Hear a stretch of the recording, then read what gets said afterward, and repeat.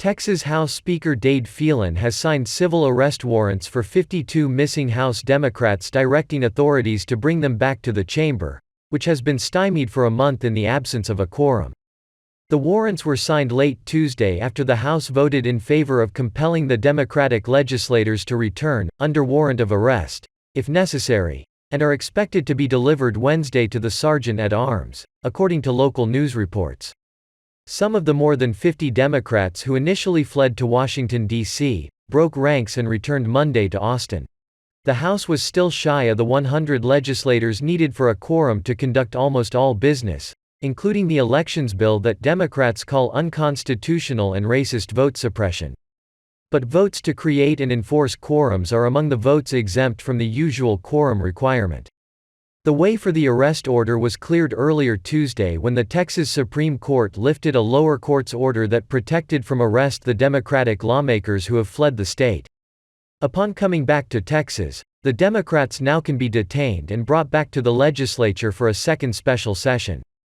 Governor Greg Abbott, a Republican, asked the state's highest court earlier this week to lift a restraining order issued by a Travis County district judge that blocked the arrest of the lawmakers once they came back to the Lone Star State. The justice's move doesn't allow for the lawmakers to be jailed, but instead they can be forcibly escorted to the legislative chamber to conduct business. Renee Ease, a spokeswoman for Mr. Abbott, told reporters, "The Supreme Court of Texas swiftly rejected this dangerous attempt by Texas Democrats to undermine our Constitution and avoid doing the job they were elected to do. We look forward to the Supreme Court upholding the rule of law and stopping another stall tactic by the Texas Democrats." A coalition of progressive groups, including Planned Parenthood Votes of Texas, Progress Texas and the Sierra Club Lone Star chapter, said in a statement that the Democrats can't cave. They said, according to the Texas Tribune, "The only way to preserve our right to vote and the best way to fight is to stay off the House floor." Democratic State Representative Ron Reynolds said his colleagues would be forced against their will to the House floor. He said in a statement on Twitter, "We wouldn't be free to leave." Mr. Reynolds told Fox News, "We will continue to fight against the Republicans' voter suppression bills.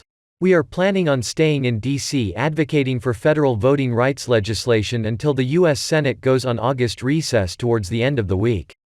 More than 50 Texas Democrats fled to D.C. last month in protest of an election security bill and have pushed Congress to pass federal legislation that would override increased voting requirements passed in red states like requiring a photo ID. Several of the members flew on private jets to the nation's capital without masks and contracted the virus.